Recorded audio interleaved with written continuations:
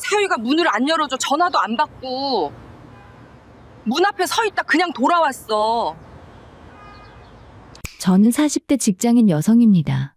매일 아침 일찍 출근해서 저녁 늦게 퇴근하고 주말에는 밀린 집안일을 하며 살아가는 평범한 기혼 여성이죠. 결혼 전에는 막연하게 생각했습니다. 결혼이란 서로 의지하며 함께 살아가는 동반자를 만나는 일이라고요. 사랑하는 사람과 가정을 꾸리면 힘든 일도 함께 나누고 기쁜 일도 함께 누리며 살아갈 수 있을 거라 믿었습니다. 하지만 현실은 제 기대와 너무나 다르더라고요. 연애할 때 남편은 정말 다정한 사람이었어요. 제게는 물론이고 친정 부모님께도 살갑게 대했습니다. 주말마다 저를 만나러 오면서 부모님께 인사도 드리고 가끔 한번 어머니가 차려주신 밥상 앞에서는 장모님 손맛이 최고예요. 라며 엄지를 올리곤 했죠. 아버지와도 잘 어울렸고 명절 때는 작은 선물도 챙겨왔습니다.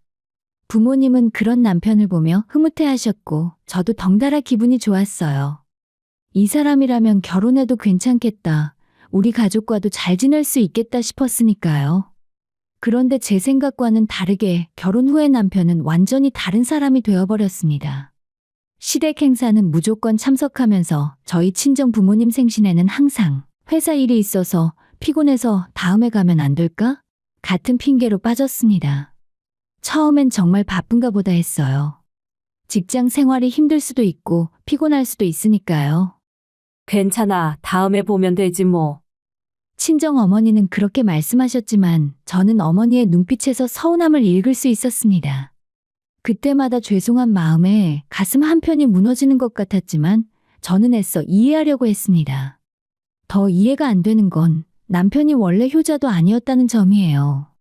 결혼 전에 시댁에 자주 가는 것도 아니었고 오히려 자기 부모님께 무심한 편이었어요. 그런 사람이 결혼 후에는 왜 갑자기 시부모님만 챙기는 건지 정말 이해할 수 없었습니다. 당신 결혼 전에는 부모님 댁에도 잘 안 갔잖아. 근데 왜 이제 와서 매주 시댁만 가려고 해? 제가 조심스럽게 물어봤을 때 남편은 이렇게 대답했습니다. 결혼했으니까 아마도 책임감이 생긴 거지. 이제 내가 부모님 챙기면서 살아야 하잖아. 그러면서 친정에는 여전히 무관심했습니다. 생활비에서 돈을 따로 빼서 시부모님 용돈을 드리면서도 친정 부모님께는 명절에 형식적인 용돈만 건넸죠. 그나마도 제가 따로 챙겨서 드린 거였습니다. 결혼 초반, 저는 남편의 변화를 받아들이려고 정말 애썼어요. 시댁과도 좋은 관계를 유지하려고 노력했어요. 명절 때마다 정성껏 음식을 준비했고 시어머니 생신에는 용돈도 따로 챙겨드렸습니다. 시댁 가족 모임이 있으면 빠지지 않고 참석했죠. 하지만 남편은 그런 제 노력을 당연하게 여겼습니다. 고마워하는 기색도 없이 오히려 당연한 거 아니야? 우리 부모님인데. 라고 말하는 남편을 보면서 저는 점점 지쳐갔어요. 결혼 2년 차에 접어들면서 저는 깨달았습니다. 이 사람은 자기 가족만 가족으로 생각하는구나. 제 가족은 그저 남의 집사람일 뿐이구나. 그리고 그런 태도는 절대 변하지 않을 거라는 걸요. 당신한테 친정 부모님은 대체 뭐야? 어느 날 참다 못해 이렇게 따져 물었을 때 남편은 이렇게 답했습니다. 그렇게 말하지 마. 결혼하면 시부모님도 당신 부모가 된 거잖아. 우리 부모님만 잘못이면 되는 거 아니야? 그 순간 저는 알았습니다. 이 결혼은 제가 생각했던 것과 완전히 다른 것이었다는 걸. 그리고 이 착각 속에서 얼마나 더 살아야 하는지 그게 두려워지기 시작했습니다. 결혼 전 남편은 매주 주말마다 저를 만나러 찾아왔어요. 따지고 보면 멀지 않은 거리였지만 그 시간을 내서 저를 보러 오는 게 당연하다는 듯이 찾아왔죠. 데이트도 하고 가끔은 친정에 들러 부모님과 함께 저녁을 먹기도 했습니다. 그때는 정말 행복했어요. 그런데 결혼하고 나니 모든 게 달라졌습니다. 주말마다 남편은 시댁으로 향했어요. 아침 일찍 일어나 준비를 하더니 어머니가 보고 싶대. 라며 혼자 시댁으로 갔습니다. 저보고 같이 가자는 것도 아니었어요. 저는 주말에도 밀린 빨래와 청소, 다음 주 식사 준비로 장을 보다 보면 하루가 다 지나갔습니다. 여보, 나도 주말에 좀 쉬고 싶은데. 같이 집안일 좀 해줄 수 없어? 제가 부탁하면 남편은 늘 이렇게 대답했습니다. 나도 평일에 일하느라 피곤해. 주말까지 집안일 하면 나는 언제 쉬어? 그러면서 소파에 누워 TV를 보거나 휴대폰만 들여다봤습니다. 저도 평일 내내 일하고 퇴근 후에도 저녁 준비에 설거지까지 하는데 남편은 자기만 피곤한 줄 아는 것 같았어요. 더 기가 막힌 건 시어머니의 태도였습니다.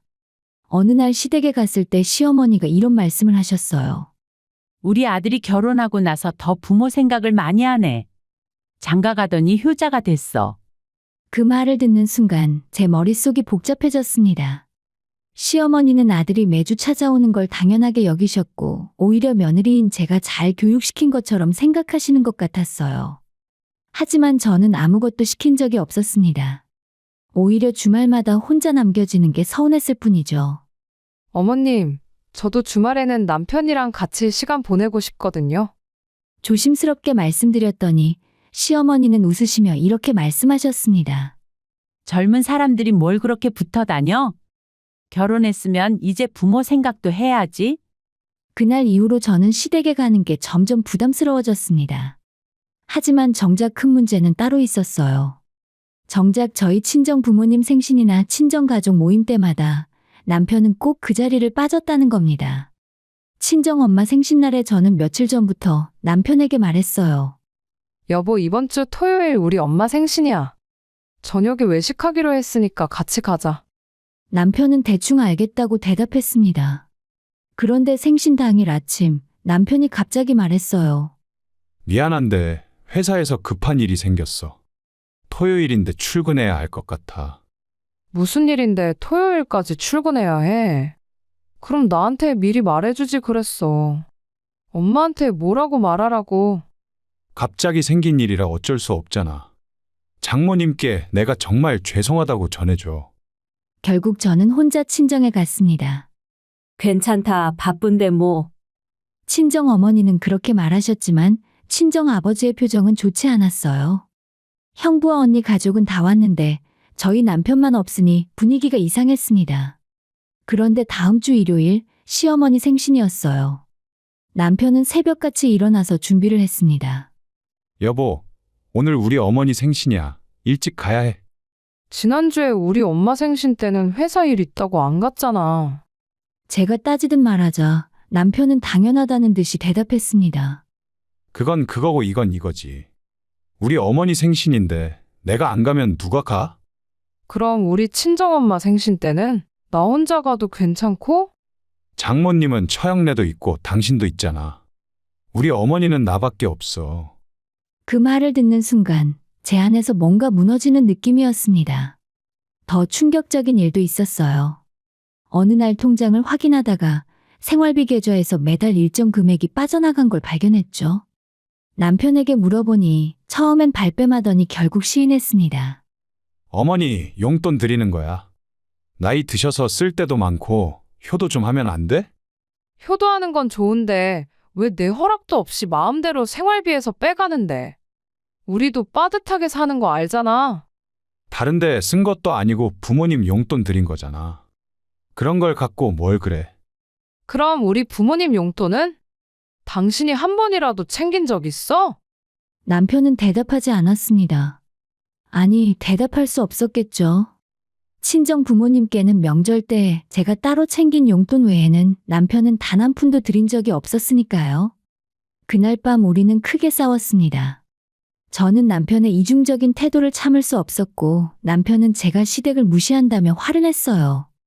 당신은 우리 부모님을 진짜 부모처럼 생각 안 하는 것 같아. 남편의 말에 저는 웃음이 나왔습니다. 진짜 부모처럼 생각 안 하는 건 당신이잖아. 우리 부모님한텐 아예 관심도 없으면서. 우리 집안에 시집을 오면서 시부모가 당신 부모도 된 거라니까. 왜 그걸 이해를 못해? 그 순간 저는 깨달았습니다. 이 사람은 절대 변하지 않을 거라는 것을요. 그리고 이런 식으로 계속 살다간 제가 먼저 망가질 거라는 걸요. 맞벌이 하면서 집안일까지 혼자 도맡아 하고 시댁은 정성껏 챙기면서도 친정은 뒷전으로 밀리는 삶이요. 그게 과연 제가 꿈꿨던 결혼 생활일까요? 당연히 아니었습니다. 하지만 그때까지는 아직 참을 수 있을 거라고, 언젠가는 남편도 변할 거라고 믿고 싶었습니다. 그렇게 저는 조금씩 천천히 무너져 가고 있었어요. 그렇게 참으며 살던 어느 날, 제 인생을 완전히 바꿔놓은 사건이 일어났습니다. 그날 저는 친구와 약속이 있어서 외출을 하게 되었어요. 오랜만에 친한 친구를 만나서 영화도 보고 저녁까지 먹고 늦게 들어올 계획이었죠. 여보, 나 오늘 친구 만나서 늦게 들어올 거야. 나 기다리지 말고 저녁 알아서 먹고 있어. 알았어. 조심해서 놀다 와. 남편은 그렇게 대답했고 저는 별 걱정 없이 친구를 만나러 나갔습니다. 그리고 그날 저녁 한참 친구와 놀고 있던 중 친정 어머니한테서 전화가 왔어요. 너 지금 집이야? 아니요, 엄마. 저 지금 친구 만나러 나왔어요. 왜요? 전화 너머로 어머니의 목소리가 조금 이상했습니다. 평소와 달리 힘이 없고 뭔가 서운한 기색이 역력했어요. 아, 그래. 친구 만나러 간다고 했었나? 내가 깜빡했네. 무슨 일 있으세요? 아니야, 아무것도 아니야. 그냥 반찬 좀 해놨는데 네 생각나서 전화했어. 엄마, 뭔가 이상한데. 무슨 일 있었어요? 정말 아무것도 아니야. 재미있게 잘 놀아. 어머니는 그렇게 말씀하시고 서둘러 전화를 끊으셨습니다. 저는 찝찝한 마음을 떨칠 수가 없었어요.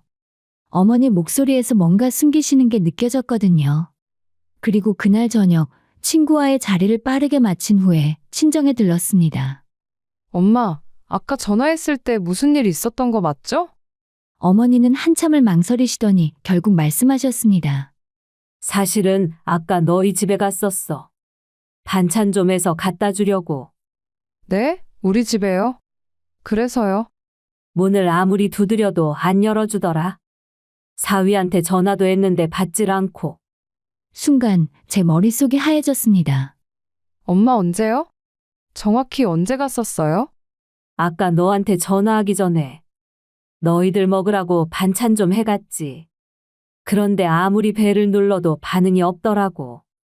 혹시 남편이 잠깐 외출했을 수도 있지 않아요? 아니야, 집에 있는 것 같았어. 안에서 소리도 들렸고. 근데 일부러 안 연 것 같아. 그 말을 듣는 순간 저는 온몸에 소름이 돋았습니다. 어머니는 제 표정을 보시더니 손을 내밀어 제 손을 잡으셨어요. 괜찮아. 엄마는 괜찮으니까 너무 신경 쓰지 마. 하지만 괜찮을 리가 없었습니다. 저는 그 순간 깨달았어요. 남편이 일부러 의도적으로 제 어머니를 무시했다는 것을 말입니다. 그리고 다시 저는 집에 돌아와서 남편을 마주했습니다. 남편은 평소처럼 소파에 앉아 TV를 보고 있었어요. 저는 침착하게 물어봤습니다. 오늘 하루 종일 집에 있었어? 밖에 나갈 일이 없었지. 그럼 누가 초인종 누른 거 못 들었어? 남편의 표정이 미묘하게 굳어지는 게 보였습니다. 초인종 못 들었는데 왜? 아까 우리 엄마가 왔었대. 반찬 갖다 주려고. 근데 아무리 벨 눌러도 안 열어줘서 그냥 가셨대. 아, 그랬어? 진짜 몰랐네. 그때 하필이면 샤워하고 있었나 봐. 분명한 거짓말이었습니다. 남편의 눈빛과 말투, 모든 게 거짓말이라고 소리치고 있었어요. 샤워는 얼마나 오래 했길래? 엄마가 집 앞에서 30분 넘게 기다리셨대. 당신한테 전화도 했다는데? 전화? 부재 중 전화 없었는데. 그래, 그럼 지금 확인해봐. 통화 기록. 남편은 잠시 당황하는 기색을 보이더니 핸드폰을 확인했습니다. 그리고는 이렇게 말했어요. 아, 전화 왔었네. 내가 무음으로 해놨었나 봐. 진짜 몰랐어. 거짓말하지 마. 당신 집에 있었고 우리 엄마가 왔던 것도 알고 있었잖아. 알면서도 모른 척 하고 있었던 거지? 순간 남편의 얼굴이 굳어졌습니다. 그게 그러니까 왜 우리 엄마가 왔는데 문을 안 열어줬어? 대체 왜? 남편은 한참을 말이 없다가 결국 이렇게 말했습니다. 솔직히 귀찮았어. 장모님 오시면 또 이것저것 챙겨야 하고 신경 쓰이잖아. 그 말을 듣는 순간 저는 정말로 이 사람과 같은 공간에 있을 수가 없었습니다. 귀찮아서? 우리 엄마가 당신 생각해서 반찬 해가지고 온 건데 그게 귀찮아서 문도 안 열어줬다고? 너무 심하게 받아들이지 마. 그냥 그때 피곤하기도 했고. 피곤하면 문도 못 열어줘? 그게 사람이 할 짓이야. 제 목소리가 떨렸습니다. 분노 때문이 아니라 너무 허탈하고 슬퍼서였어요. 당신 어머니가 오셨을 때 내가 그랬으면 어땠을 것 같아? 문도 안 열어주고 전화도 안 받았으면? 그건 이야기가 좀 다르잖아. 뭐가 달라? 똑같은 부모인데 뭐가 달라? 남편은 제 말에 대답하지 못했습니다. 그날 밤 저는 잠을 이룰 수가 없었어요. 머릿속으로 어머니가 우리 집 앞에서 초인종을 누르고 전화를 하고 그러다가 결국 반찬 들고 쓸쓸히 돌아가시는 모습이 계속 그려졌어요. 얼마나 서운하셨을까, 얼마나 창피하셨을까. 그리고 저는 깨달았습니다. 이건 단순한 무관심이 아니라는 것을 말입니다. 남편은 의도적으로 계획적으로 제 가족을 소외시키고 있었다는 걸요. 그날 이후 저는 결심했습니다. 더 이상은 참지 않겠다고, 이 결혼을 끝내겠다고요. 하지만 그냥 끝낼 수는 없었습니다. 제 부모님을, 특히 어머니를 그렇게 모욕한 대가를 치르게 해야 했으니까요. 복수를 준비하기 시작했습니다. 그날 이후 저는 겉으로는 아무렇지 않은 척했습니다. 남편과 평소처럼 대화하고 밥을 차려주고 출근 준비를 도왔어요. 하지만 제 마음속에는 이미 확고한 계획이 세워지고 있었습니다. 먼저 저는 우리 집의 법적 소유권을 다시 한번 확인했습니다. 다행히 집은 처음부터 전부 제 명이었어요.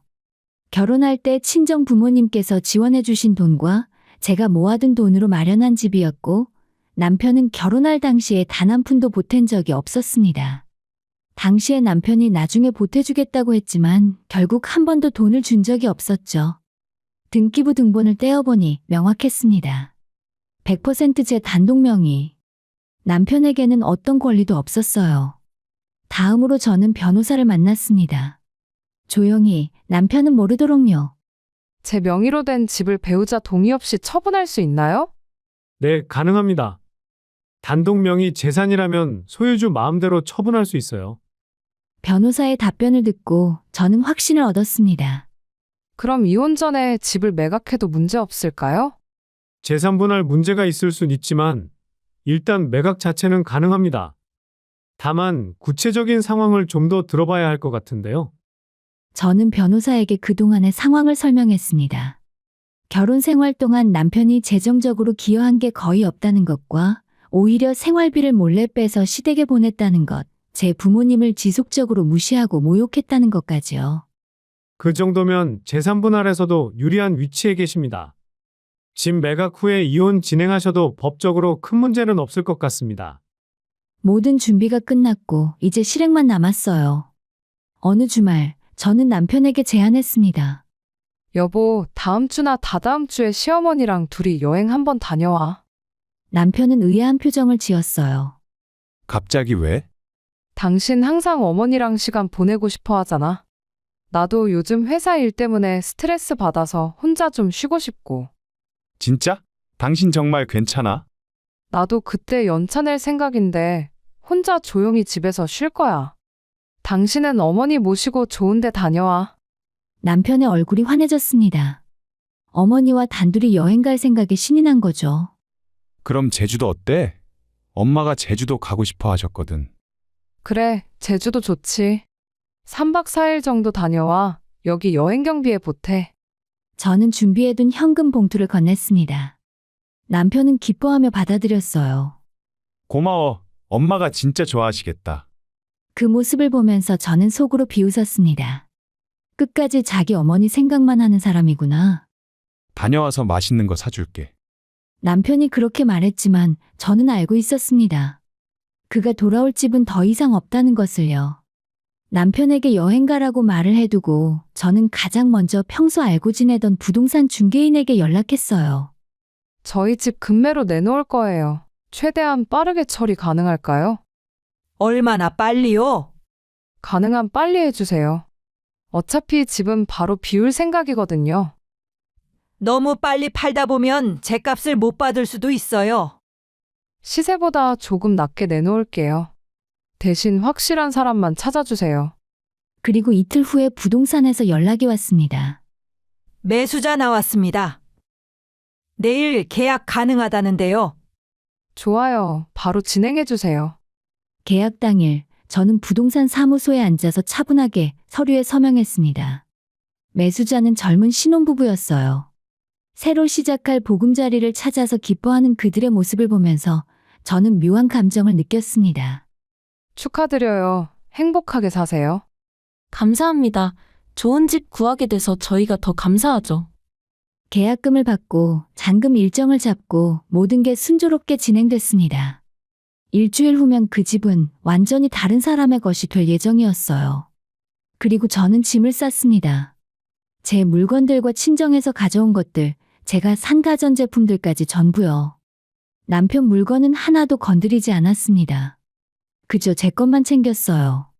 친정 부모님과 함께 이삿짐을 싸기 시작했고 저는 조용히 짐을 옮겼습니다. 정말 이렇게 하는 게 맞겠니? 어머니가 걱정스러운 표정으로 물으셨어요. 이렇게라도 안 하면 제가 미칠 것 같아요. 하지만 엄마, 그날 일 생각하면 아직도 화가 나요. 엄마가 우리 집 앞에서 얼마나 서운하셨을지. 그걸 생각하면 절대 용서할 수 없어요. 아버지가 제 어깨에 손을 얹으셨습니다.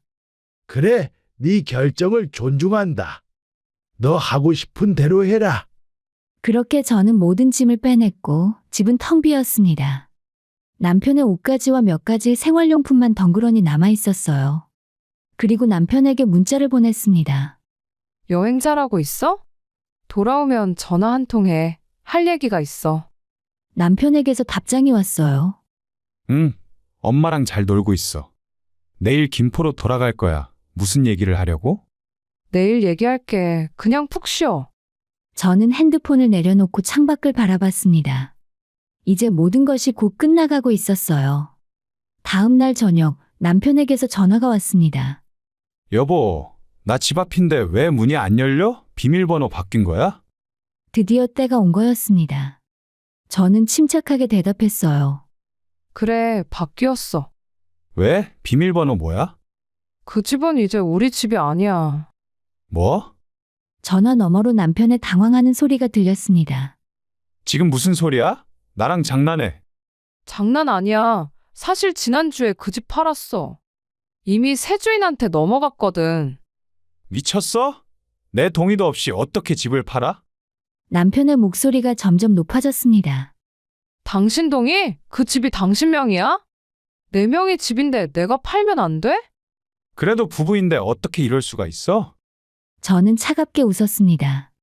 부부 사이인데 장모를 집 앞에서 쫓아내? 그게 부부 사이에 할 짓이야? 순간 전화 너머가 조용해졌습니다. 설마 그 일로 아직도 화났어? 화났냐고? 당연히 화났지. 아니, 화를 넘어서 당신이라는 사람 자체가 역겨워. 이혼하자. 이혼 서류는 변호사 통해서 보낼게. 다음 주에 집 산 사람들 이사 들어올 거니까 당신 짐은 빨리 빼야 할 거야. 현관 비밀번호 카톡으로 보내줄게. 그리고 저는 전화를 끊었습니다. 남편의 울부짖는 소리 따위는 더 이상 듣고 싶지 않았으니까요. 전화를 끊고 나서 저는 한동안 멍하니 앉아 있었습니다. 수년간 쌓였던 분노와 서러움이 한꺼번에 터져 나오면서 동시에 묘한 후련함도 느껴졌어요. 드디어 시작했구나. 끝을 향해 달려가기 시작했구나. 남편에게서 전화가 수십 통 걸려왔지만 저는 받지 않았습니다. 문자도 수없이 왔어요. 제발 전화 좀 받아. 얘기 좀 하자. 미안해. 정말 미안해. 다시는 안 그럴게. 집을 어떻게 팔 수가 있어? 우리 어떻게 살라고? 이제 당신 부모님한테도 잘할게. 제발 한 번만 용서해줘. 하지만 저는 냉정하게 모든 메시지를 무시했습니다. 이미 돌아갈 수 없는 다리를 건넜고 돌아갈 생각도 없었으니까요. 이틀 후에 남편이 친정으로 찾아왔습니다. 시어머니와 함께였어요. 초인종이 울렸고 친정 아버지가 문을 여셨습니다. 사돈어른 안녕하십니까? 시어머니가 90도로 허리를 숙이며 인사했습니다. 평소에는 그렇게 당당하시던 분이 완전히 풀이 죽어 계셨어요. 들어오세요. 아버지는 무표정하게 그들을 거실로 안내하셨습니다. 남편과 시어머니는 제 앞에 무릎을 꿇었습니다. 남편의 눈은 빨갛게 충혈되어 있었고 시어머니는 눈물을 흘리고 계셨어요. 제발 용서해줘. 내가 정말 잘못했어. 남편이 떨리는 목소리로 말했습니다. 우리 아들이 잘못했다. 전부 내가 잘못 키워서 그래. 제발 한 번만 봐줘. 시어머니도 손을 비비며 애원했습니다. 저는 그들을 차갑게 내려다봤어요. 어머님 아들이 집까지 찾아온 저희 엄마를 현관밖에서 돌려보냈어요. 뻔히 집에 있으면서 모르는 척하고 문도 안 열어줬다고요. 알고 계셨어요? 시어머니는 당연히 모르셨겠죠. 아들이 그런 짓을 했다는 것조차 모르셨을 테니까. 당신 아들이 우리 엄마를 집 앞에서 쫓아냈어요. 반찬 들고 오신 우리 엄마를 말이에요. 그런데 어머님은 아들한테서 매달 용돈이나 받으면서 효자라고 생각하셨죠. 시어머니의 얼굴이 새하얗게 질렸습니다. 그런 일이 있었어? 너 정말 그랬어? 시어머니가 남편을 돌아봤지만 남편은 고개를 숙인 채 아무 말도 하지 못했어요. 나도 몰랐어. 우리 아들이 그런 짓을 했는지. 이제 와서 모르셨다고 하면 뭐해요? 결과는 똑같은데. 저는 냉정하게 말을 이었습니다. 만약에 제가 어머님한테 똑같이 했으면 어땠을 것 같으세요? 어머님이 우리 집에 오셨는데 제가 일부러 문을 안 열어주고 전화도 안 받았으면요. 시어머니는 입술을 떨며 아무 말도 하지 못했습니다. 당연히 난리 나셨겠죠. 그런 며느리는 쫓아내야 한다고 하셨겠죠. 미안하다는 말로 다 되는 줄 아세요? 우리 엄마가 얼마나 서운하셨을지, 얼마나 창피하셨을지 생각이나 해보셨어요? 제 목소리가 떨렸습니다. 그날의 일을 떠올리니 다시 화가 치밀어 올랐어요. 남편이 다시 입을 열었습니다. 내가 진짜 잘못했어. 정말 미안해. 다시는 안 그럴게. 앞으로 장모님한테도 잘할게. 제발 기회를 한 번만 더 줘. 기회? 저는 비웃음을 터뜨렸습니다. 당신한테 기회는 몇 번이나 있었다고. 우리 엄마 생신 때도 아빠 생신 때도 명절 때도 그때마다 당신은 뭐 했어? 회사 일이 있다고 피곤하다고 빠졌잖아. 그건 근데 시어머니 생신 때는? 새벽같이 일어나서 갔잖아. 그게 뭐야? 우리 부모님은 부모도 아니야? 남편은 고개를 푹 숙인 채 흐느끼기 시작했어요. 정말 미안해. 내가 정말 잘못했어. 이제 와서 우는 거 보기 싫어. 당신이 우리 엄마한테 한 짓 생각하면 그 눈물도 거짓말 같아. 그때 친정 어머니가 옆에서 조용히 말씀하셨습니다. 그만하자. 이제 그만. 엄마가 그렇게 당했는데 제가 어떻게 참아요? 괜찮아. 엄마는 괜찮으니까. 하지만 괜찮지 않다는 걸 저는 알고 있었습니다. 어머니의 눈빛에서 그날의 서러움이 아직도 남아있다는 걸 느낄 수 있었으니까요. 저는 남편을 똑바로 쳐다봤습니다. 집은 이미 팔렸고 돌이킬 수 없어. 당신 오늘 내일 중으로 빨리 다 찾아가. 그럼 나는 어디서 살라고? 시댁으로 가면 되잖아. 엄마를 그렇게 좋아하니까 당신은 엄마랑 사는 게 딱 맞을 것 같은데. 제 말에 시어머니가 얼굴을 들었습니다. 며느리, 제발 우리 아들 한 번만. 어머님 아들이랑 계속 사세요. 저는 이제 어머님 며느리도 아니고 저 사람 아내도 아니에요. 그래도 그리고 어머님께 한 가지 말씀드리고 싶은 게 있어요. 저는 시어머니를 똑바로 바라봤습니다. 아들이 자기 부모만 챙기는 게 효도라고 생각하세요? 그건 효도가 아니라 이기심이에요. 진짜 효도는 배우자의 부모도 함께 존중할 줄 아는 거예요. 시어머니는 아무 말도 하지 못했습니다. 그리고 아드님이 매달 드렸던 용돈, 그거 저희 생활비 통장에서 몰래 빼간 거예요. 어머님은 그것도 모르고 받으셨죠? 뭐라고? 생활비 계좌에서 매달 50만 원씩 빠져나갔으니까 확인해 보세요. 바로 그 돈이 어머님 용돈이었어요. 시어머니의 얼굴이 창백해졌습니다. 너 정말 그랬어? 며느리 몰래? 시어머니가 남편을 돌아봤지만 남편은 대답하지 못했어요. 저는 가방에서 이혼 서류를 꺼냈습니다. 이혼 동의서야. 여기 서명해줘. 재산 분할은 없어. 집은 원래 내 거였고 당신은 기여한 게 하나도 없으니까. 여보, 제발. 서명 안 하면 재판으로 이혼 진행할 거야. 그럼 당신이 한 일들이 전부 공개될 텐데 그게 좋아? 남편은 떨리는 손으로 서류를 받아 들었습니다. 정말 돌아갈 수 없어? 없어. 당신 같은 사람이랑 하루도 더 못 살아. 그동안 나름 열심히 살았는데. 시댁만 챙기는 게 열심히 사는 거야? 우리 부모님은 당신 눈에 사람도 아니었던 것 같은데. 남편은 결국 서류에 서명했습니다. 눈물을 뚝뚝 흘리면서요. 미안해. 그 말은 우리 엄마한테나 해. 나한테 하지 말고. 남편과 시어머니는 그렇게 일어섰습니다. 시어머니는 나가면서 한 번 더 뒤를 돌아봤지만 저는 외면했어요. 문이 닫히고 그들의 발자국 소리가 멀어졌습니다. 친정 어머니가 제 손을 잡으셨어요. 진짜 이렇게 괜찮겠니? 네, 이제 괜찮을 거예요. 아무 걱정하지 마세요. 그리고 저는 처음 진심으로 편안한 한숨을 내쉬었습니다. 긴 악몽이 드디어 끝난 것 같았어요. 이혼 후에 저는 제 선택을 숨기지 않기로 했습니다. 지인들이 물어보면 솔직하게 대답했어요. 잘 지내는 것 같더니 왜 이혼했어? 남편이 우리 엄마한테 현관문도 안 열어줬어.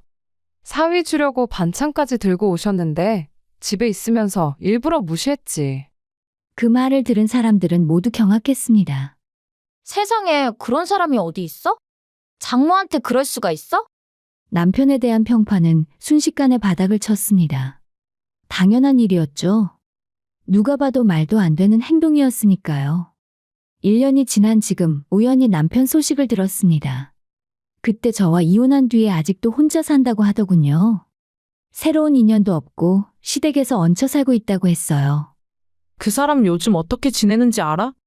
지인이 뜬금없이 전 남편에 대해 물었을 때 저는 담담하게 대답했습니다. 몰라, 관심도 전혀 없고. 정말이었습니다. 더 이상 그 사람에 대한 어떤 감정도 남아있지 않았어요. 대신 저는 제 삶을 되찾았습니다. 친정 부모님과 더 자주 시간을 보내고 하고 싶었던 일들을 하나씩 시작했어요.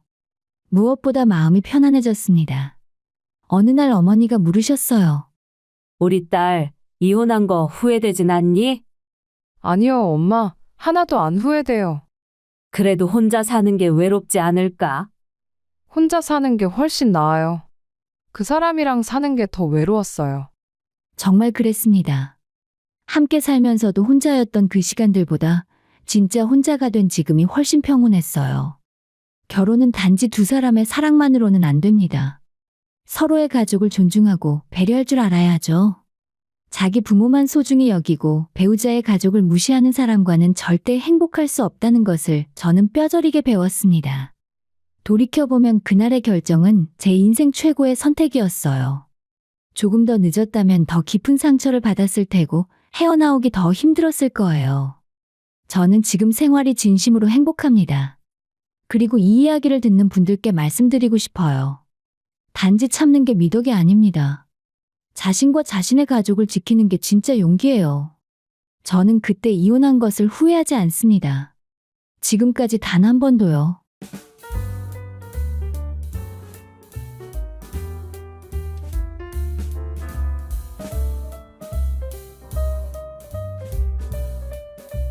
저는 어린 나이에 부모님을 모두 여의고 그 후로 여동생과 단둘이 살고 있는 30대 후반의 여자입니다. 아버지는 제가 초등학교 2학년 때 갑작스럽게 돌아가셨어요. 그날의 기억은 아직도 선명합니다. 엄마가 눈물을 흘리며 저와 동생을 꼭 안아주시던 모습, 그리고 조용히 말씀하시던 목소리가 귓가에 맴돕니다. 이제 우리 셋이서 힘내서 살아야 해. 아버지가 돌아가신 후에 엄마는 온몸으로 우리 자매를 지켜내셨습니다. 새벽 5시부터 밤 8시까지 동네 빵 공장에서 일하시며 작은 손으로 반죽을 치시고 빵을 굽는 일을 하셨어요. 집에 돌아오시면 늘 밀가루 냄새와 함께 따뜻한 미소를 지어주셨지만 제 눈에는 엄마의 깊은 피로가 고스란히 보였습니다. 그 시절 저는 또래 친구들과는 다른 삶을 살았어요. 아이들이 방과 후에 문구점 앞에서 떡볶이를 사 먹고 웃으며 놀 때 저는 집으로 달려가 동생을 돌봐야 했습니다. 동생은 저보다 3살 어렸는데 엄마가 일하시는 동안 제가 엄마 역할을 해야 했거든요. 언니, 배고파. 동생이 이렇게 말할 때면 저는 서둘러서 라면을 끓이거나 밥을 차려주곤 했어요.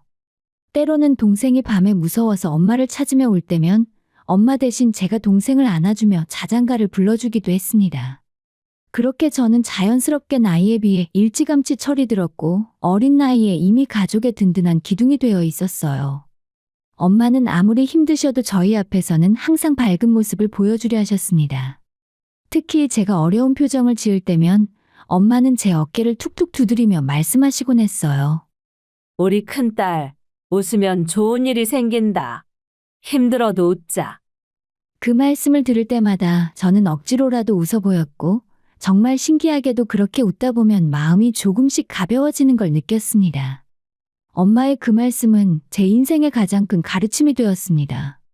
하지만 세 식구의 행복한 시간은 그리 길지 않았습니다. 제가 고등학교 3학년 때 엄마마저 갑작스럽게 쓰러지셨어요. 과로와 스트레스로 몸이 상하신 거였죠. 쓰러지시고 병원 중환자실에서 며칠을 지내시다가 결국 저희 곁을 떠나셨습니다. 마지막까지도 엄마는 제 손을 꼭 잡으시며 말씀하셨어요. 동생 잘 부탁해. 너는 정말 착한 아이야. 그날부터 저는 진짜 가장이 되었습니다. 대학 입학을 앞둔 상황에서 동생과 단둘이 남겨진 거예요. 주변 친척 어른들은 저에게 여러 조언을 해주셨지만 결국 선택은 제 몫이었습니다. 저는 대학에 진학하면서도 아르바이트를 여러 개씩 해가며 생활비를 벌었어요. 다행히 동생은 정말 착하고 성실한 아이였습니다. 제가 힘들어하는 모습을 보면서도 한 번도 투정을 부리지 않았어요. 오히려 제가 알바를 하고 늦게 집에 들어오면 따뜻한 밥을 해놓고 기다리곤 했죠. 언니 고생했어. 빨리 씻고 밥 먹어. 그런 동생의 모습을 볼 때마다 저는 이 아이만큼은 행복하게 해줘야겠다는 다짐을 했습니다. 제 인생은 동생을 위한 것이라고 생각했어요. 대학을 졸업하고 안정적인 직장에 취직한 후에도 저의 모든 관심은 동생에게 쏠려 있었습니다. 동생이 대학에 입학할 때는 정말 기뻤어요. 등록금과 생활비를 마련하느라 힘들긴 했지만 동생이 꿈을 이룰 수 있다는 게 더 소중했거든요. 그렇게 시간이 흘러 동생도 대학을 졸업하고 좋은 회사에 취직하게 되었습니다. 어느 날 저녁 동생이 제게 진지하게 말했어요. 언니 이제 언니 생각도 해야 해. 언니도 행복하게 살 자격 있어. 무슨 소리야? 나는 괜찮다니까? 아니야, 언니. 언니는 지금까지 너무 많은 걸 포기했어. 이제 언니를 위한 시간을 가져도 돼. 동생의 그 말을 들으며 저는 문득 깨달았습니다. 제가 지금까지 결혼이나 연애는 저와 상관없는 일이라고만 생각해왔다는 걸요. 하지만 동생 말이 맞았어요. 이제는 제 자신을 위한 시간을 조금은 가져봐도 될 것 같았습니다. 그렇게 저는 조심스럽게, 정말 조심스럽게 누군가를 만나보기로 결심했습니다. 그 시작은 조용하고 평범했지만 돌이켜보니 제 인생의 전환점이었어요. 그때만 해도 앞으로 어떤 일들이 기다리고 있을지 전혀 몰랐거든요. 동생이 취직하고 나서 몇 달 후 직장 선배 언니가 저에게 소개팅을 제안했습니다. 너도 이제 좋은 사람 만날 때가 됐어. 내가 괜찮은 남자 하나 알고 있는데 어때? 처음에는 망설였어요. 지금까지 연애라는 걸 제대로 해본 적이 없었거든요. 하지만 동생의 그 말이 계속 머릿속을 맴돌았어요.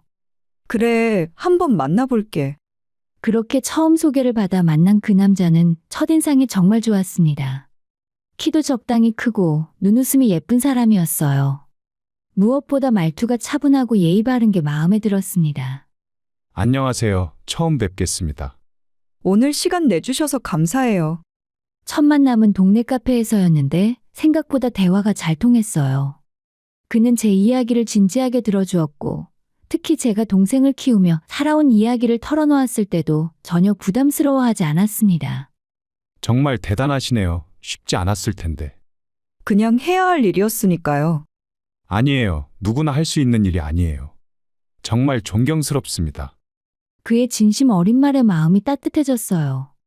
그동안 제가 해온 일들을 이해해주는 사람을 만난다는 게 이렇게 기쁜 일인 줄 몰랐거든요.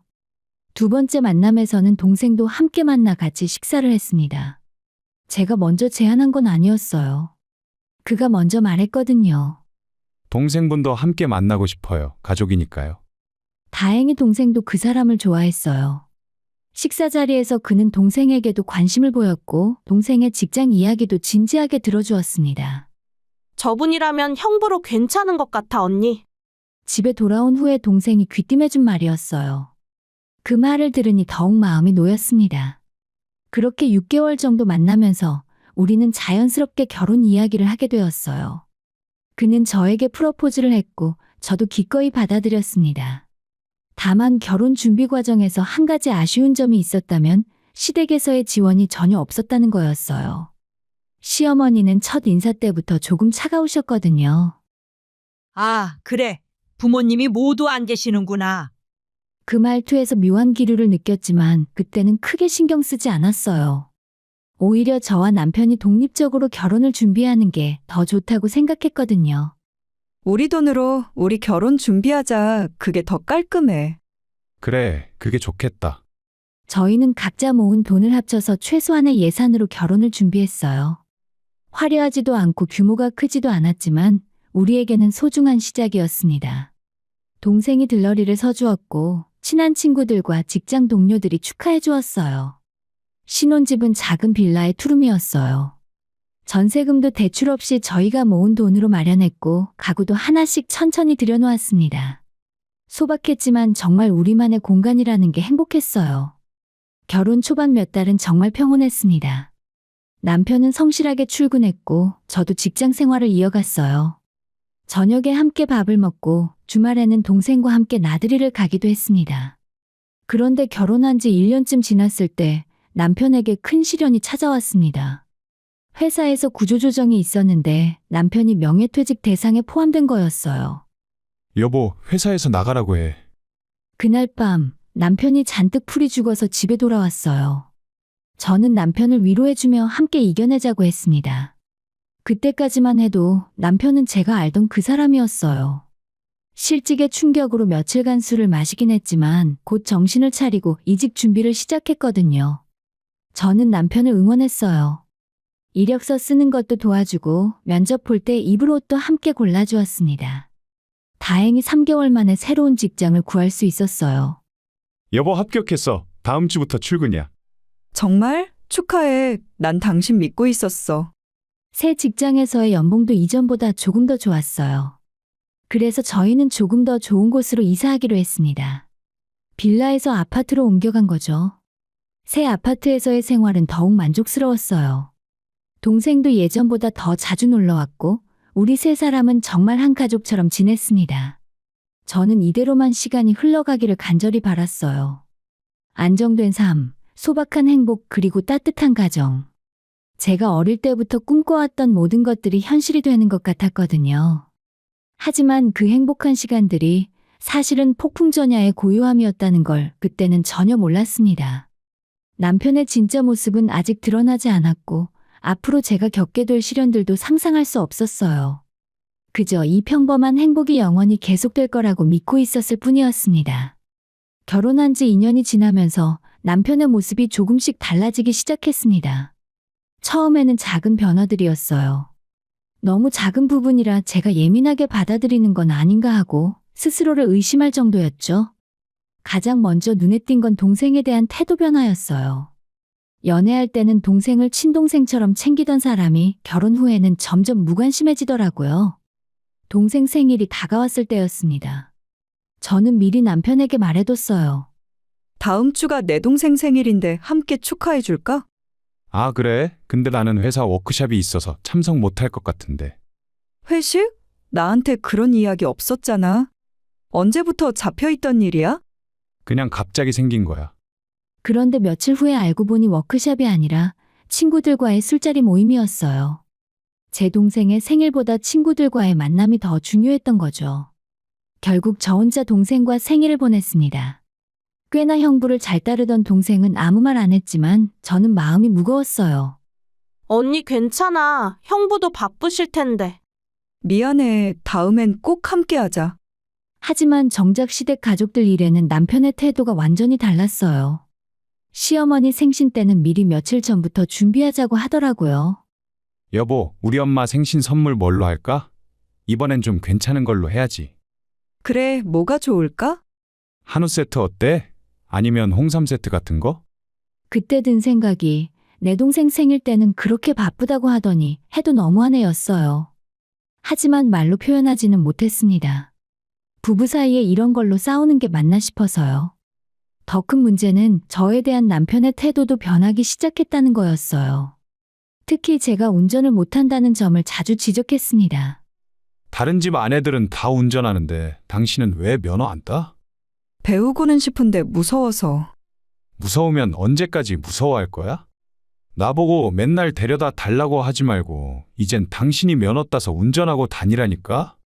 연애할 때는 제가 운전 못하는 걸 당연하게 받아들이며 어디든 태워다 주던 사람이었는데 이제는 그게 부담스럽고 귀찮다는 투로 말하더라고요. 다른 집 남편들은 아내한테 운전 가르쳐 주던데. 나는 바빠. 그런 거 가르칠 시간 없어. 이런 일들이 반복되면서 저는 점점 위축되기 시작했어요. 뭔가 제가 부족한 사람인 것 같은 기분이 들었거든요.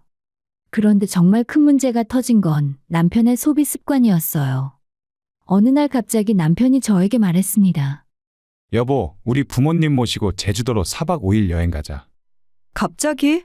언제 이런 계획을 세운 거야? 어제 엄마가 가고 싶다고 하시길래 빨리 연차 쓸 수 있는지 알아봐. 그런 중요한 일을 왜 나랑 상의하지 않고 먼저 정하는 거야? 상의? 뭔 소리를 하는 건지. 가족끼리 여행 가는 게 뭐가 문제야? 문제는 여행 계획을 세우는 과정에서 제 의견이 전혀 반영되지 않았다는 거였어요. 일정도 숙소도 모든 걸 남편이 혼자 정해놨더라고요. 더 큰 충격은 며칠 후에 받았습니다.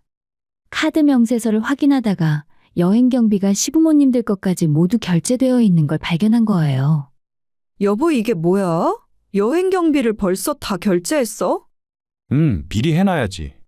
그런데 금액이 너무 많지 않아? 좋은 데서 묵어야지. 부모님 모시고 가는 건데. 항공료, 숙박비, 렌터카까지 합해서 300만 원이 넘는 금액이었어요. 저희 한 달 생활비보다 많은 돈이었죠. 이렇게 큰 돈을 왜 나한테 한마디 상의도 없이 쓰는 거야? 아, 진짜 잔소리 그만해. 가족끼리 여행 가는 게 그렇게 큰일이야. 그때부터 남편의 소비 패턴이 점점 무계획적으로 변했어요. 자신이 원하는 건 무조건 사고 돈 걱정은 나중에 하는 식이었죠. 어느 날은 갑자기 비싼 골프채 세트를 사와서는 저에게 말했어요. 회사 사람들이랑 골프 치러 가야 해서 샀어. 골프채가 이렇게 비싸? 기왕 하는 거 좋은 걸로 해야지. 그런데 싼 거 들고 가면 창피해. 하지만 정작 제가 동생과 함께 외식이라도 하자고 하면 인상을 찌푸렸어요. 또 나가서 먹어? 그냥 집에서 해 먹으면 안 돼? 가끔 나가서 먹는 것도 좋잖아. 외식비가 한두 푼이야? 돈이 아까우니까 그러는 거야. 자신의 골프 용품에는 수십 수백만 원을 쓰면서 제가 동생과 5만 원짜리 식사를 하는 건 너무나도 아까워하더라고요. 이런 일들이 쌓이면서 저는 점점 답답함을 느꼈어요. 특히 시댁과 친정을 대하는 남편의 이중적인 태도를 보면서 깊은 허탈감이 들었습니다. 시어머니가 몸이 아프다고 하면 즉시 병원비를 보내드리면서 제가 동생 병원비를 보태줄 때는 못마땅해 했거든요. 동생도 이제 직장 다니는데 왜 당신이 병원비까지 대줘? 가족이니까 그렇지. 가족이면 우리 엄마도 가족이잖아. 그 말을 들으며 저는 깨달았어요. 남편에게 가족의 기준은 자신의 혈육에게만 적용되는 거라는 걸요. 부부라는 게 함께 살아가는 것이라고 믿었던 제 생각이 너무 순진했나 봅니다. 우리는 같은 집에 살면서도 서로 다른 세상에 살고 있었어요. 밤에 혼자 누워서 생각해보면 이 결혼이 과연 어디로 흘러가고 있는 건지 불안했습니다. 연애할 때 보여준 그 따뜻하고 배려 깊던 모습들이 모두 가면이었던 걸까요? 아직은 큰 싸움까지 벌어지지 않았지만 이 작은 균열들이 점점 커져가고 있다는 걸 저는 느끼고 있었어요. 그리고 그 균열의 끝이 어디일지 그때는 상상도 할 수 없었습니다. 결혼 3년 차에 접어들면서 저는 동생의 결혼 준비를 시작했습니다. 동생이 좋은 사람을 만나 결혼하겠다고 했을 때 저는 정말 기뻤어요. 드디어 동생도 행복을 찾는구나 싶었거든요. 언니, 나 그 사람이랑 결혼해도 될까? 당연히 해야지. 그런 좋은 사람 놓치면 다시 못 만나. 근데 결혼 준비하려면 돈이 많이 들 텐데. 걱정 마. 엄마가 남겨주신 돈이 있잖아. 엄마가 돌아가시기 전에 저희 자매를 위해 모아두신 돈이 있었어요. 결혼할 때 쓰라고 하신 돈이었죠. 제가 결혼할 때는 워낙 소박하게 했기 때문에 거의 쓰지 않았고 그 돈은 제 통장에 그대로 보관하고 있었습니다. 동생 결혼 준비가 한창일 때였어요. 어느 날 ATM에서 돈을 인출하려는데 잔액이 이상했습니다. 이게 뭐지? 분명 8천만 원 정도 있어야 할 돈이 4천만 원밖에 없었어요. 처음에는 제가 잘못 본 건가 싶어서 다시 확인해 봤는데 정말로 4천만 원이 사라져 있었습니다. 급하게 은행에 가서 거래 내역을 뽑아봤어요. 그런데 제가 모르는 인출 기록들이 여러 번 찍혀 있더라고요. 이게 무슨 일이죠? 제가 인출한 게 아닌데. 고객님, 현금 카드로 며칠에 걸쳐서 여러 번 인출된 기록이네요. 혹시 카드를 다른 분이 사용하신 적이 있으신가요? 그때 번개처럼 스쳐 지나간 생각이 있었어요. 남편이 가끔 제 지갑에서 카드를 꺼내가는 걸 본 적이 있었거든요. 그때는 별 생각 없이 빌려줬는데 설마 제 비밀번호까지 알고 있을 줄은 몰랐어요. 당장 집에 돌아가서 남편을 추궁했습니다. 여보, 내 통장에서 돈 뺀 거 맞지? 응? 뭘 말하는 거야? 거짓말하지 마. 은행에서 확인까지 다 했어. 카드로 여러 번 인출한 기록이 다 남아있다니까? 남편의 표정이 순간 굳어졌어요. 그리고는 이상하게 당당한 목소리로 말했습니다. 아, 그거 급한 일이 있어서 좀 썼어. 급한 일? 무슨 일인데 허락도 없이 4천만 원이나 가져가? 부부끼리 네 돈 내 돈이 어딨어? 너무 예민하게 굴지 마. 그건 내 동생 결혼 자금이야. 엄마가 우리한테 남겨주신 돈이라고. 그때 남편이 한 말을 지금도 잊을 수 없어요. 동생 결혼 자금? 마침 잘 됐네. 내 동생도 곧 결혼하는데 사실 그 돈으로 동생 필요한 것 좀 사주려고 했어. 뭐? 지금 뭐라고 한 거야? 순간 머리가 하얘졌어요. 제 동생 결혼 자금을 절반이나 가져가서 시누이 결혼 자금으로 써버렸다는 얘기였거든요. 당신 진짜 미쳤어? 그게 말이 돼? 내 동생 돈을 왜 당신 동생한테 줘? 소리 지르지 마. 나쁜 일에 쓴 것도 아니고 가족 일에 쓴 건데. 가족? 내 동생은 가족이 아니야? 그건 그런 뜻이 아니야. 그럼 무슨 뜻인데? 당신한테는 당신 가족만 가족인 거야? 그날 우리는 결혼 후에 처음으로 큰 소리로 싸웠어요. 남편은 끝까지 자신이 잘못했다는 걸 인정하지 않았습니다. 내가 언제 훔치기라도 했어? 부부 사이에 훔친다는 게 어딨어? 그럼 뭔데? 내 허락도 없이 돈을 가져간 게 훔친 게 아니면 뭔데? 그건 좀 급해서 그랬지. 더 충격적인 건 남편이 제 비밀번호를 어떻게 알았냐고 물었을 때였어요. 네가 ATM에서 누르는 거 몇 번 봤어. 처제 생일이더라고. 소름이 돋았어요. 언제부터 제 비밀번호를 엿보고 있었던 거죠? 저는 더 이상 참을 수 없었습니다. 그래서 가장 믿을 만한 이모부에게 도움을 요청했어요. 이모부는 변호사셨거든요. 이모부, 남편이 제 허락 없이 제 통장에서 돈을 빼갔어요. 이거 법적으로 문제가 되지 않을까요? 뭐, 얼마나 가져갔는데? 4천만 원이요. 제 카드와 비밀번호를 몰래 이용해서요. 이모부는 심각한 표정을 지으셨어요. 그건 절도야. 아무리 부부 사이라도 허락 없이 상대방 돈을 가져가는 건 범죄라고. 정말요? 특히 컴퓨터나 현금카드를 이용했다면 더 심각해. 컴퓨터 등 사용 사기죄에 해당할 수도 있어. 이모부는 남편의 직장에 이 사실을 알리는 게 좋겠다고 하셨어요. 회사에서도 이런 일을 알아야 한다고요. 결국 이모부의 법무법인을 통해 남편의 회사에 연락이 갔습니다. 직장에서는 즉시 남편을 정직 처분했고 얼마 후에 해고 통보를 했어요. 남편이 해고 통지서를 들고 집에 왔을 때의 표정을 잊을 수 없어요. 이제 만족해? 너가 내 인생 완전히 망쳐놨네. 내가 뭘 했다고? 잘못한 건 당신이잖아. 잘못? 내가 뭘 잘못했어? 가족끼리 돈 좀 썼다고 이렇게까지 해야 됐어? 하지만 더 큰 충격은 며칠 후에 받았습니다. 이번엔 검찰에서 연락이 온 거예요. 남편이 컴퓨터 등 사용 사기 혐의로 기소됐다는 통보였습니다. 그 일이 터지자 시어머니가 집으로 찾아왔어요. 그때 시어머니가 한 말들은 정말 충격적이었습니다. 이게 사람이 할 짓이야? 내 아들을 감옥에 보내려고? 어머님, 잘못한 건 어머님 아들이에요. 제 허락도 없이 돈을 가져갔다고요. 부부끼리 그럴 수도 있는 거 아니야? 다른 집에서는 이런 거 가지고 이렇게까지 안 해. 다른 집 일은 모르겠고 저는 이렇게 당할 수 없어요. 그때 시어머니가 한 말은 정말 잊을 수 없어요. 역시 부모가 없어서 그래. 제대로 된 가정교육을 못 받아서 이런 거야. 그 순간 정말로 화가 머리끝까지 치솟았습니다. 지금 뭐라고 하신 거예요? 사실대로 말한 거야. 너도 부모가 있었다면 이런 식으로 안 했을 거야. 나가세요. 당장 나가세요. 이것 봐. 시어머니한테 이런 식으로 대하는 것도. 나가라고 했어요. 그날 이후로 저는 더 이상 물러서지 않기로 했습니다. 하나부터 열까지 모든 걸 법적으로 해결하기로 마음먹었어요.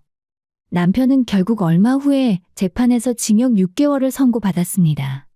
집행유예도 없는 진짜 실형이었죠. 판사는 이렇게 말했습니다. 피고인은 아내의 동의 없이 현금 카드를 사용하여 금원을 인출한 것으로 이는 명백한 절도 행위입니다. 그 판결 하나에 남편의 인생은 정말로 무너졌어요. 직장도 잃고 전과자가 됐으니까요. 하지만 저도 상처투성이었습니다. 믿었던 남편에게 배신당한 상처, 시어머니에게 들은 모욕적인 말들, 그리고 결혼이라는 꿈이 완전히 산산조각난 현실이 남아있었죠. 제 주변 모든 게 무너져 내리고 있었어요. 남편이 감옥에 간 후 저는 이혼 절차를 밟기 시작했습니다. 처음에는 정말 막막했어요. 혼자서 어떻게 해야 할지, 앞으로 어떻게 살아가야 할지 아무것도 보이지 않았거든요. 하지만 이모부가 소개해 주신 이혼 전문 변호사 선생님을 만나면서 희망이 보이기 시작했어요. 이런 경우 제3분할이나 위자료 청구가 가능해요.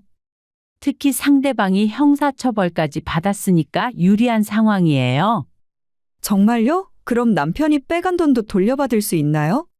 당연히 가능해요. 오히려 정신적 피해에 대한 위자료까지 받을 수 있어요. 변호사 선생님의 말씀을 듣고 조금씩 마음이 놓였습니다. 제가 너무 약하게만 생각했던 게 아닌가 싶었어요. 하지만 이혼 조정 과정은 그리 쉽지 않았습니다. 6개월의 시간이 지나고 남편은 감옥에서 나와서도 끝까지 자신의 잘못을 인정하지 않았어요. 나는 그저 우리 가족을 위해서 한 일인데 왜 이렇게까지 하는 거야? 가족? 내 동생 결혼 자금을 당신 동생 주려고 한 게 가족을 위한 일이라는 소리야? 그거야 어쨌든 나쁜 마음으로 한 건 아니잖아. 조정 과정에서도 남편은 계속 변명만 했어요. 하지만 이미 형사처벌까지 받은 상황에서 변명은 통하지 않았습니다. 결국 이혼이 성사됐고 남편이 가져간 4천만 원도 모두 돌려받았어요. 거기에 정신적 피해에 대한 위자료 500만 원까지 추가로 받을 수 있었습니다. 언니 정말 다행이야. 돈도 다 돌려받고. 동생이 이 소식을 진심으로 기뻐해 주었어요. 사실 이 일이 터진 후에 동생이 가장 속상해했거든요. 자신의 결혼 자금이 그런 식으로 사용될 뻔했다는 걸 알고 나서는 정말 화를 많이 냈어요. 이혼이 확정된 후 저는 그 집에서 나와서 동생과 함께 살기로 했습니다. 동생이 시집 가기 전까지 예전처럼 둘이 살고 싶더라고요. 동생과 다시 함께 사는 일상은 마음을 많이 치유해 주었어요. 오랜만에 편안함을 느꼈거든요. 서로를 믿고 의지할 수 있는 사람과 함께 사는 게 이렇게 소중한 건지 새삼 깨달았습니다. 하지만 평온한 일상이 마냥 지속된 건 아니었어요. 몇 달 후에 전 남편에게서 연락이 왔거든요. 여보, 아니 미안해. 잠깐만 통화할 수 있어? 목소리부터 초라해 보였어요. 왜 전화했어? 그게 정말 어쩔 수 없어서 전화했어. 나한테 돈 좀 빌려줄 수 있어? 뭐? 많이 달라는 것도 아니야. 100만 원만 이번 달 정말 급해서. 순간 어이가 없었어요. 제 돈을 훔쳐가서 감옥까지 갔던 사람이 출소하자마자 다시 저에게 돈을 빌려달라고 하다니요. 지금 이혼한 사람한테 무슨 말을 하는 거야? 내가 취업이 안 돼서 그래. 전과자라서 어디서도 안 받아줘. 당장 막아야 할 카드빚도 있고 정말 막막해. 그런 건 나랑 상관없는 일이야. 제발 마지막 부탁이야. 100만 원이 안 되면 50만 원만. 목소리가 점점 구걸하는 톤으로 변했어요. 한때는 제게 소리를 지르며 당당했던 사람이 이제는 이렇게 초라한 모습이 된 거죠. 안 돼. 다시는 연락하지 마. 정말 냉정하네. 그래도 한때 부부였는데. 그럼 정말 죽으라는 거야? 그때 정말 화가 치솟았어요. 죽고 사는 건 당신 일이야. 나한테 그런 소리 하지 말라고. 알았어, 알았다고. 이제 연락 안 할게. 하지만 그 후로도 한동안 계속 전화가 왔어요. 처음엔 받지 않았는데 너무 자주 와서 한 번 받았더니 또 돈 이야기더라고요. 진짜 마지막이야. 30만 원만. 그때 저는 단호하게 말했습니다. 다시 한 번 더 연락하면 스토커로 신고할 거야. 뭐? 스토커? 전 남편은 그 말을 듣고 나서야 전화가 끊어졌어요. 그 이후로는 정말 연락이 오지 않았습니다. 동생에게 이 일을 말했더니 동생이 정말 화를 냈습니다. 언니, 전화 왜 받아? 그런 전화는 아예 받지도 마. 그래야겠어. 정말 뻔뻔하더라. 당연하지. 자기가 저지른 일인데 왜 언니한테 도움을 요청해? 정말 이해가 안 가. 시간이 지나면서 저는 점점 마음의 평정을 되찾아갔어요. 처음에는 밤에 잠도 잘 못 자고 자꾸 과거 일들이 떠올라서 힘들었거든요. 내가 뭘 잘못했을까? 좀 더 참고 살았어야 했나? 이런 생각들이 계속 맴돌았어요. 하지만 동생이 옆에서 계속 말해줬어요. 언니는 잘못한 게 하나도 없어. 오히려 너무 참았어. 정말 그런 것 같아? 당연하지. 다른 사람이었다면 훨씬 일찍 이혼했을 거야. 그래도 결혼이라는 게. 언니, 결혼은 서로 존중하고 배려하는 거야. 한 사람만 희생하는 게 결혼이 아니라고. 동생의 말이 맞았어요. 저는 너무 오랫동안 희생하는 것만이 사랑이라고 생각해왔던 것 같아요. 하지만 이제는 달라졌습니다. 저를 함부로 대하는 사람들에게는 단호하게 말할 수 있게 됐어요. 무조건 참기만 하는 건 미덕이 아니라는 걸 배웠거든요. 제 인생은 제가 살아야 하는 거였어요. 다른 누군가를 위해서만 존재하는 게 아니라 제 자신을 위해서도 살아야 하는 거였죠. 그렇게 저는 조금씩 천천히 제 삶을 되찾아가고 있었습니다. 전 남편과 이혼한 지 벌써 1년이 지났습니다. 그 사이에 동생은 결혼을 했고 정말 착실하게 살아가고 있어요. 매달 꼬박꼬박 돈을 모으고 자기 개발도 열심히 하고 있습니다. 때로는 제가 더 배울 점이 많을 정도예요. 동생의 이런 모습을 보면서 저도 자극을 많이 받아요. 저 역시 제 자신을 발전시키기 위해 노력하고 있거든요. 그리고 저도 회사에서도 인정받기 시작했어요. 예전에는 가정 문제 때문에 신경 쓸 일이 많아서 업무에 완전히 집중하기 어려웠는데 이제는 온전히 일에만 몰두할 수 있게 됐거든요. 과장님, 이번 프로젝트 정말 잘하셨네요. 감사합니다. 더 열심히 하겠습니다. 앞으로도 이런 식으로 부탁드릴게요. 일에서 인정받는다는 건 정말 기분 좋은 일이더라고요. 제가 가진 능력을 온전히 발휘할 수 있다는 게 이렇게 뿌듯한 줄 몰랐어요. 가끔 동료들과 회식 자리에서 이야기를 나눌 때가 있어요. 언니는 재혼 생각 없어요? 글쎄요. 아직은 생각해 본 적이 없어요. 좋은 사람이 있으면 소개해드릴까요? 나중에 기회가 되면요. 사실 아직 재혼에 대한 생각은 없어요. 이제 막 제 자신을 찾아가고 있는 단계인데 너무 성급하게 누군가를 만나고 싶지는 않거든요. 하지만 예전과는 마음가짐이 완전히 달라졌어요. 만약 미래에 좋은 사람을 만나게 된다면 저는 절대 예전의 저처럼 살지 않을 거예요. 무조건 희생하고 참기만 하는 게 사랑이 아니라는 걸 이제는 확실히 알거든요. 진짜 사랑은 서로를 존중하고 배려하는 거죠. 그리고 저 자신에 대해서도 새롭게 알게 된 게 많아요. 저는 생각보다 강한 사람이었어요. 어려운 상황에 처했을 때 포기하지 않고 끝까지 싸울 수 있는 사람이었습니다. 무엇보다 제가 가진 가장 큰 자산은 동생과의 끈끈한 유대감이라는 걸 깨달았어요. 혈육이라는 게 이렇게 소중한 건지 새삼 느꼈거든요. 가끔 과거를 돌이켜보면 그 힘들었던 시간들도 의미가 있었다는 생각이 들어요. 그 경험이 없었다면 지금의 제가 있을 수 없었을 테니까요. 사랑과 결혼에서는 실패했지만 그것이 제 인생의 실패는 아니에요. 오히려 그 실패를 통해서 진짜 중요한 게 무엇인지 알게 됐거든요. 가족의 소중함, 나 자신의 가치, 그리고 진정한 사랑이 무엇인지. 이제 저는 더 이상 두렵지 않아요. 앞으로 어떤 일이 일어나든 저는 제 자신을 지킬 수 있다는 확신이 있거든요. 만약 미래에 다시 누군가를 만나게 된다면 저는 예전처럼 저를 잃지 않을 거예요. 사랑한다고 해서 무조건 희생할 필요는 없다는 걸 이제는 알고 있으니까요. 진정한 사랑은 서로를 존중하고 이해하는 거죠. 한 사람만 희생하는 건 사랑이 아니라 의존이에요. 그리고 동생에게도 이런 이야기를 자주 해줘요. 너는 절대 나처럼 살지 마. 네가 행복하지 않은 관계라면 과감하게 정리해. 알았어, 언니. 그리고 결혼했다고 해서 가족을 잊으면 안 돼. 가족은 평생 함께 가는 거니까. 당연하지. 과거는 이제 정말로 끝났어요.